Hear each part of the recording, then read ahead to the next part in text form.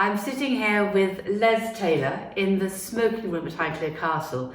This was very much the room that the 6th Earl, Geordie's grandfather, used to occupy as his sitting room. He used to play bridge in here and have drinks before supper. And he lived both through the First World War, in which he fought, and the Second World War. And it's such an appropriate room to be sitting here with Les, who was born, I gather, in 1927. So I'm sadly not quite as old as he is yet, and lived through the Second World War in Hampshire. So he's come to share some of the stories about life at that time today, Les, haven't you kindly? So where did you grow up, Les? Well, I was born in Droxford, which is a village on the A32 between Alton and Gosport, really. So that's somewhere to the south of here, but somewhat, it was to the south 30 miles or so. Because when the war started, I had just started secondary modern school then at Fareham, which was even further south. And I did the 12 months there, and things were getting a bit warm. There was sort of overhead fighting all the time, and one thing or the other. The parents were more worried than I was. So they got moved up to Alton, which is going the opposite way, which was coming. So you remember seeing planes in the sky and scudding round and hearing the noise of fighting? If you're a teenager, you notice all the things about aeroplanes and things like that. So, but otherwise, there was always something happening. And then, of course, as the war progressed, and the bombing of Portsmouth and Southampton took place at night time. My father and my brother were both members of the part-time fire service, and both got called into both events and went in. So I got left looking with mother and a sister and a lodger sat down at the kitchen table in Droxford. So you literally sat under the kitchen table? Oh, literally. Oh, that was quite of it. It was somehow or other we were always on the edge of the plane that had missed the big area, and then in the end, the RAF stuck a big blue light up on the hill up above us, which I assume was just trying to attract the bombing away from Southampton to Portsmouth. And we had the windows were blown in a couple of times, one thing and the other. How easy was it to get things like windows fixed? Was that quite Well, not bad, because it was a village, and whoever always fixed it would fix something for you, you know. But when I say window, they used to. The last time they came out, it was a landmine, which they drop, and it goes off up in the air. So it's a very widespread impression, you know, explosion, which pushes windows in rather than smashes them. But otherwise, they're horrible things, because you sit under the table and the way you hear a German aircraft go over, and think, Christ, that's gone. No whistles, bangs. And you suddenly realise that this thing could be still hanging above you on a parachute, because they were dropped by parachute. Were they? They dropped by parachute and then set with a timing switch, so that they went off probably 200 or 300 feet more in the air. So they covered such a wide area for explosion. And it was very much something that just damaged property more than anything else.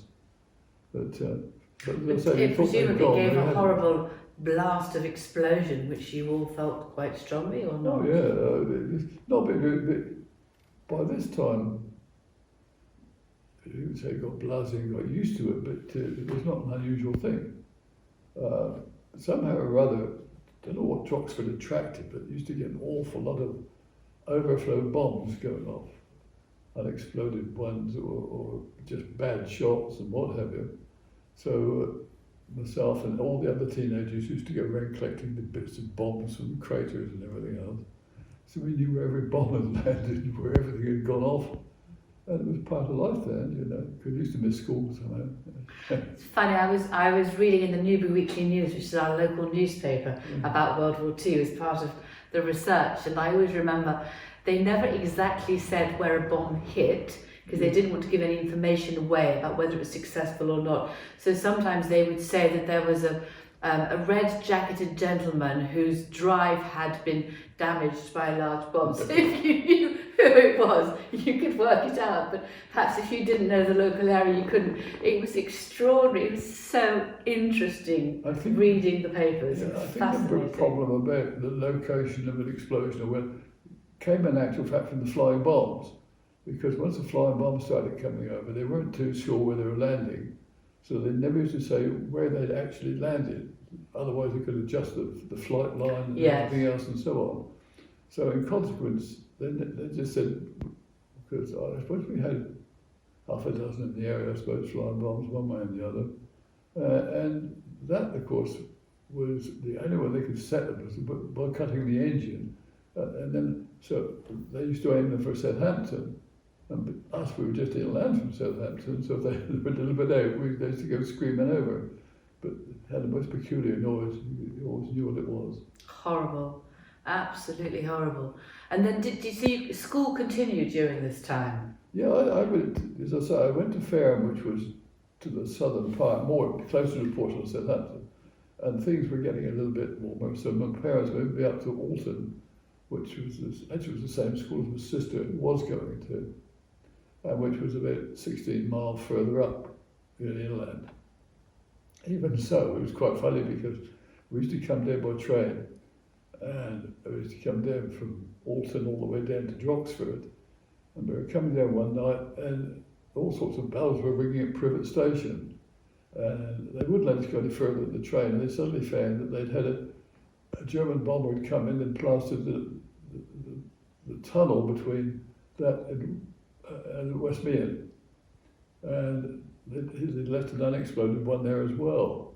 Wow. Yeah, well, of course they stopped it, and that was fine. Everyone said, "Well, let's leave it until it goes off and bang," which they did. But again, you still become a bit not immune to it, but you became we all had to pile out at the station. Somebody found a coach to take us on down, or cars to take us on down home. But it was all done calmly, but it was part of life. So everyone adapted and worked out how to continue with life. Quite.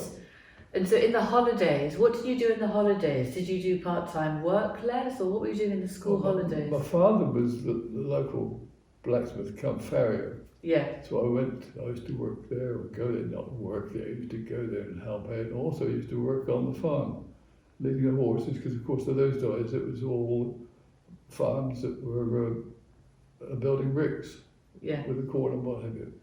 So you used to have a job leading the horses and so on, so from one to the other.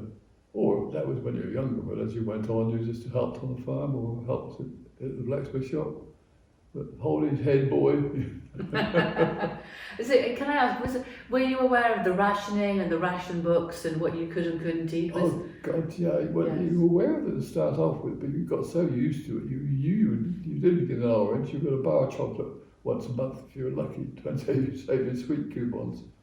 Rationing, mother, during the early part of the war, your first year of the war, mother bought a big 5-bedroom house in Droxford, which was a lovely old place, and started taking in lodgers because we had so many people coming in and going and what have you. So I think we did fairly well, food-wise, and because you was on the catering contract. But otherwise, yes, you did. It became natural after a while. You knew you didn't get an orange. Fruit, you went and got out, or you lived very much on the area in which you were living. So it was really growing locally, eating locally, cooking from what you had around you, from the scrumping apple trees or apple from apple trees. Absolutely. No, it was amazing what people, especially the ladies, used to cook and make and this and that. But it was quite funny because at one time when we first started on the rationing of sweets, and of course ice creams got took out as well. So you soon got used to it and thought, well, I've got a bar of chocolate this week if you're lucky. But it didn't affect you, or it didn't affect me. I thought it was great fun. I think, got to feel I started smoking when I was 14, as everyone did then. And that was an expensive hobby. But even so, you never bothered with we didn't get sweets or ice creams. And everything was rationed. As it further went into the war, the more things got rationed. we got used to it. You knew you were going to get something. And did you have an allotment or a vegetable garden at home? Did you grow anything at home yourself? Oh yeah, there was all at home at house. There was stuff you used in the house, but we all had a couple of allotments around. You grew spuds and that kind of thing up in the allotments and cabbages. Oh yeah, I think every bit of ground was used. It was because the local authority owned the ground and they used to let you off on allotments, and then they allocated new areas. So they then go start digging off a meadow to try and make an allotment of it. But no, I think we grew up through it, and it was educational. Did you go down into Southampton? Was that a busy port with the navy as well? How far did you explore, or could you explore there? Don't forget, most of my friends from 17 to 18 onwards were in the services. Right. So yes, I had friends in the navy, and I had friends in the merchant navy, and in Southampton and what have you, and we were very much in a naval situation. In other words, excuse me. In other words, your friends and your mates gradually grew up and went, and they went in the navy, or they were in the merchant navy, and so on. And you lived to learn. And of course, Air Force. Several went in the Air Force. But, did you end up losing any of them, Les, as well? Did some of them? Oh yeah, there's one of my best friends, in actual fact, did join the army straight away, see him, and he got it was the West Country Regiment, which he got called into, and it was after D-Day. He was going into one of the Dutch ports and got killed trying to get up through into there. So, but then of course, I had two cousins were killed in the Air Force in flying. Wow. And I had another uncle who was killed in Italy at one of the wars. So he won a military medal, but he was killed there. So it was life or death, Which is what Italy was obviously where my father-in-law was fighting from. Those wonderful diaries, which are uplifting when you read them compared to some of the terrible, tragic news going on as he'd come back and find one of the jeeps or something utterly blown to smithereens, knowing that some of his friends had been in it. It was an extraordinary time. And I suppose the war ended just before you had to sign up or anything because of your age. I was rather lucky because I was apprenticed. In the end, as I say, going back, I was become apprenticed at the garage over Bishop's Waltham, which is where I went on the bicycle every morning and away we used to go. So in consequence of that, I got an extension before I got called up for 6 months to complete my apprenticeship. Yes. I was born in August. The war finished very conveniently as I became an age for 18. Right. But you were still called up. Right. Because when I was called up, I went up and I got a demob number, whereas anyone who joined not long after me went to the national service. Right. So I was lucky. I was in with all the benefits of the wartime service with not too much. Also, of course, I was in a mechanical regiment, which is not quite so desperate as being. So which regiment was that, Les? Sorry? Which regiment was that? Royal Electrical and Mechanical. Oh, the Royal Electrical and Mechanical, right. Yeah, but it was great fun. And then I had all the luck of the world because I was there. And then, of course, we had a victory in the Far East because I was due to go to the Far East then. And I was then got sent out to Malaya, which was literally a following round. As people were being demobbed and coming back, you were taking their places and so on, So I finished up with 2 stripes on my arm, in great bloke, so in charge of the workshops. But no, it was, as far as I was concerned, the service, you knew you were going in. You knew you were going to go in at 18. Everyone did. Either that or else, you had to have a very reserved job. But by that time, there wasn't much reserved jobs. No. And how long did you spend in Malaya then?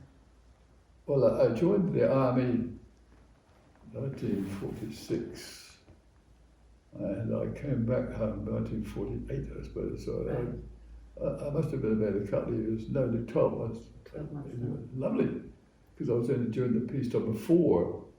Well, the problems in Malaya started just as I was leaving, the political problems. Right. But otherwise, it was great. You're out there with the benefit of working on all sorts of vehicles that you would never expect to work on as an 18, 19-year-old. And it was one of the fabulous parts. Also, I was very fortunate in as much that I got sent off to a course run by the Navy before which was something I could never got done in civil life. Yes. So it was great. No, I enjoyed it. And then I went, as I say, I went to Malaya, up to the middle of Malaya, and then we went right up to the top of Taiping and so on. And I was always fortunate that I was always on a relatively small group of people all the time. So you were working in association with the King's Own, which was the Yorkshire Regiment, the King's Own Yorkshire Light Infantry. So you were working with them as what they call a first aid detachment, working on their vehicles and working around. So you've got around quite a lot. And then when the fun started nobody realised what it was at that time, this political problem, and the people were becoming trapped in their houses way out in the wilds. We used to do patrols, going around, making sure at night time everything was all right. I used to go because I had to have a mechanic or somebody that could get a vehicle out of it. So you used to shoot along with everyone else, part of the fun. So it's interesting. So you had I suppose you had a fortunate time and then you came back. But actually returning to Droxfield, where obviously you spent much of your time in a familiar country during the war, you showed me a lovely cutting from a paper, because what I hadn't realised was Winston Churchill went to Droxfield, to the railway service, the railway station there, didn't he? Just before D-Day, if I'm correct. Actually, it's quite funny, because what I said to you before, we used to take a great interest in explosives and ammunition. If some guns turned up, you would let it chat with the drivers. So I was in Droxford Square one day, and two Beauforts appeared in the back of the churchyard there. And I thought, they're a bit close home, So I was chatting to the bloke there. They shouldn't talk to me. They were only about 14, 15. They didn't worry a lot, So they said, you got up the church, up to the station. I said, well, I'm heading that way, because I was. To the back there. You might get stopped by a sentry over there, they said. So I said, oh, yeah, what's up? He said, Churchill's up there. So you went straight up there? So I did. Straight up there and chatted away to everyone and what have you. And while I was there, on the side of Droxford railway station, which was still operating then, was sort of an overflow place where they had to keep all sorts of extra haulage stuff they had to move and so on. And in there was Churchill and what's his name from France? De Gaulle. And a chap from Canada. With I don't know who else would have been there at the time. And from South Africa and so on. Anyway, but that was where they were obviously meeting up, because this was about 5-6 miles away from Southwark, where they had the headquarters for D-Day, and where Eisenhower was there. So that day I was there was about 6 of them. And the armed bloke, you know what I mean? So he was chatting to me one way and the other, and anyway, I cleared off and left him to it. And then, of course, nobody said much about that they disappeared, because it was not the best place to be. But it was very low-key, wasn't it? I mean, it was a very low-key place to meet in a railway siding, tucked away, nothing grand, nothing anything. They had railway carriages there, yes. So that was it. No, it's interesting. As I say, I knew most of the things that were going on down there. And as I say, I wandered back and saw the blokes with Beaufort's guns, which were lined, obviously, all round in the distance of the station. And then they up and went, and everyone had suddenly disappeared. But that photograph shown in the paper the other day was a chap bought that and then did it all up as a residence. Now he's put it on the market. So he did the railway siding up where they all met as a little residence, and then he's now selling it. Did that all up and filled in the railway line, because the railway line had then stopped. And then, of course, it's a great selling point now he has a photograph on his adverts for it. You saw it there. Yes. But that photograph isn't taken there. That photograph of Oh, Churchill right. and D-Day, Yes, that's not taken there. somewhere else. Look, that's not the back of there. You know. No, but there were probably few photographs taken. I mean, I imagine the least attention photographic record photographers around, the better, because you then, the less attention drawn, the safer everyone is, isn't it? Yeah, well, of course, it was part of the historia. You know, they always had a photographer with them taking Yes. the history of mine. Oh, okay. And after the war, the local people then, they sort of, this was part of history, and they were trying to boost it up. So we then had a photograph of them there, but it was different than that photograph that was on the paper. Yes. And one or two other things. And a big argument developed then about whether he was there or whether he was not. And we all got involved in the thing, you know, said, did you see? Oh yeah, I saw it, you know, and I saw them, what have you. And then someone over Sussex way claimed that no, it was over there. So, you know, Golly, how funny. That's life. I know there's a photograph of Geordie's grandfather with Eisenhower somewhere, which I know I've seen, so I must try to find that one again. And this was such a busy estate during World War II, from the land girls to everything was busy. From the army battalions, everything was busy, wasn't it? Transport, because I mean, I came out through here once or twice during the war, because I had some relations up in Yorkshire, and I had an uncle who used to be a chief petty officer in the Navy, and he got blasted out down in Gosport and suffered very badly mentally afterwards from the Stukas that were ploughing in there. So he turned up to me one day and said, let's go see D-Day. So he lived up in Otley in north of Yorkshire, see, so this old motorbike inside car. So I said to Father, well, all right, is he all right? Because I knew he'd been very badly mentally injured, Yes. you know. Yeah, he's all right. He says, go on, go see D-Day. So we piled in this motorbike sidecar and we set off to go to Otley in Yorkshire, which was those times was about a 6-8 hour journey. Yes. We came out through here because, of course, it was the A34. Yes. So we went up there and spent a week up there and came back. How amazing. Was, because How I mean, amazing. I don't know where we got the petrol from, we didn't ask. No, what an extraordinary journey to make. I mean, it was fascinating, because in some of the diaries it shows very clearly that the 6th Earl's driver or valet at the time, Bloss, was from Yorkshire. Yeah. So he didn't know where he was going around here. Oh, And it was the simple things which you completely forget about or take for granted, because there were no signposts. And there was the most hilarious story of how Bloss was trying to drive Lord Carnarvon to Devizes, which in normal times is 30 miles, 40 miles west of here. And I mean, I think after 2.5 hours, they were still going around in circles, with Lord Carnarvon getting more and more irate. Oh boy, drive through it. And it was just such funny stories. And even now, as I drive west towards Hungerford and Marlborough, with the help of signs, I still find it a bit muddling, and I can easily take the wrong turning. And without any signs, I think I'd take even longer. So quite extraordinary. He was an old type to drive, because I had to drive where we were shooting, you know. Well, the 6th Earl, was he very impatient to drive? Or was he? Look at it. If you got caught behind something, somebody shut the gate or something, drive through it. Oh God. Drive through it. You know, so somebody just shoot down and open the gate. Or he was awful. Funnily enough, again, some of the British battalions who were camped here and learning to join their companies and their trade, if you like, as part of the army.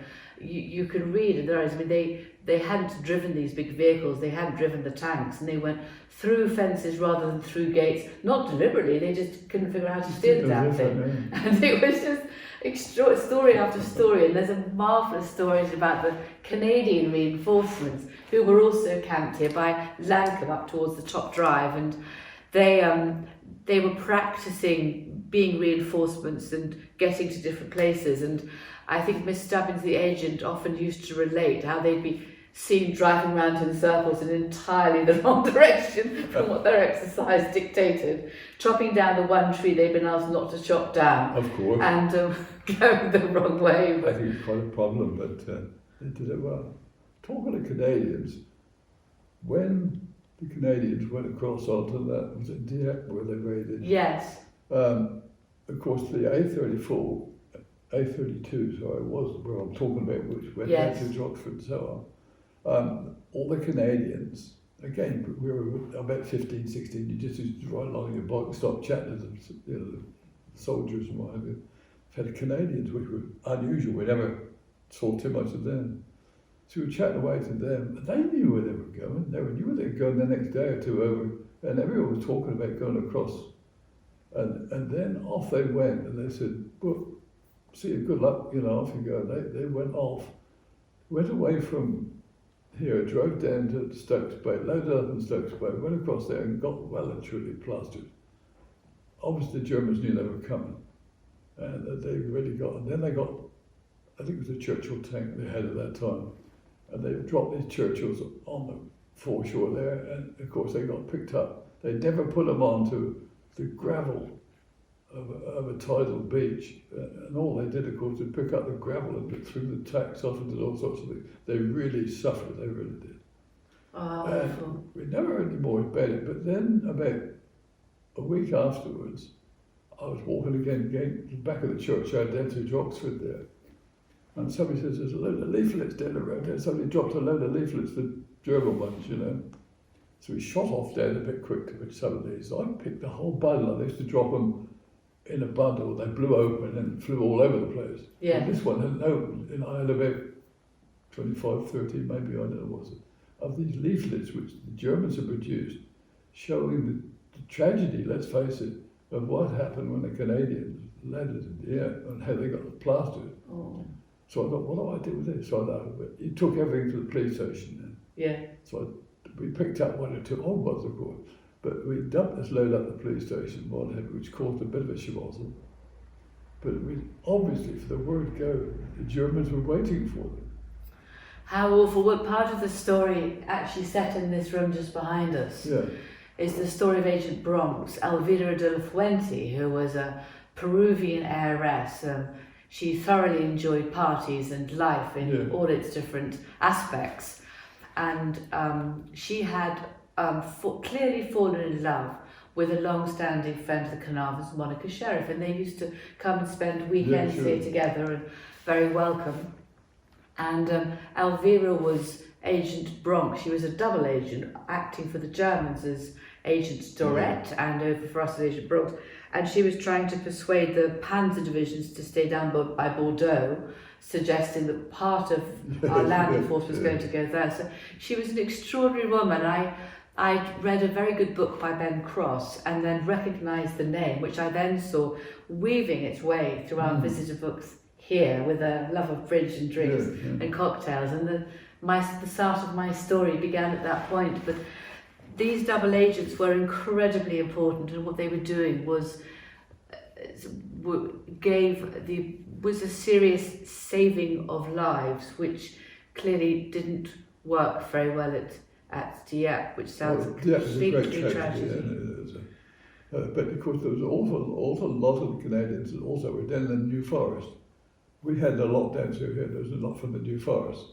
So it was a big lot that went across. But I think most of the tanks that we had was down through us because they could load them at Stokes Bay. Right. Because Stokes Bay became one of the major places also for D-Day. But I know the Churchill tank wasn't enormously popular. It wasn't nearly as good as the Americans. No, but we didn't have a lot of choice because, of course, I used to drive them all because we used to drive them the services, one thing and the other. In fact, it was quite funny because when I was finished training, I had to lose about a month before I could go on something else. And they sent me to Yorkshire to a big airfield out there, which we brought all the British tanks back to this country and stacked them up, ready for they were worried to death, I think, then about the problems with Russia. Right. So, and sent back to look after them was German prisoners of war. Right. So it was quite fun. So literally, we used to have great fun.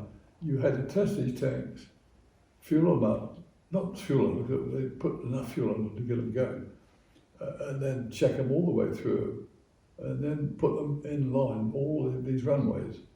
And they were great to drive, because we had armoured cars, we had tanks, we had Churchills, we had Shermans, Conquerors, we had all sorts of things, but it depends how you're driving. If you're driving a Churchill and you're in a tight spot, you're handy. You just put it on like a bike. They didn't have, I think they had like a bicycle frame turned on the side, and you use that. You just wind them down and they turn. It lock one wheel up completely, one track up completely, she went straight ahead. If you're driving a Sherman, you had levers. Right. And they're beautiful tanks to drive, but you couldn't turn them like that. You had to go up and come back and go up and come back. Right. So, I mean, each had its own thing. Yes. I think it's, well, I'm completely ignorant, having never driven or sat in a tank, so I wouldn't know. It was only, I think, it was reading Robert Taylor's diaries, and he was sitting in a Churchill, having gone over a few days after D-Day. Yeah, he joined a tank regiment, and I think it was a awful experience, and the tank and his friends to the left and the right were decimated and lost to him, as were two of the people in the tank with him, but he managed to get out and survive, and he'd hardly been there at all when he was then obviously wounded and sent back. So that was my source of research. But how interesting. So you have an excellent in-depth knowledge of many tanks, Les, to add to so much of your extraordinary CV. Also the armoured cars and what have you. That was great fun. Wow. Well, I don't know, you're the most amazing man. It's been a privilege to chat with you today and hear a little bit about life and listening to, I suppose, the sounds of getting a feel of the sounds overhead and what everyday life was like, which I pray to God we don't suffer through our life. I was a teenager. You lived as a teenager from day to day, so like you had friends who was going and coming and whatever. And you were meeting different troops, because everyone were coming from Canada, America, and everything else. Everyone was interesting. So it must have been fascinating. As part of education, it was very useful. Amazing. Les, thank you. And thank you for being here. It sounds like a load of bull, but... Not at all, Les. Thank you.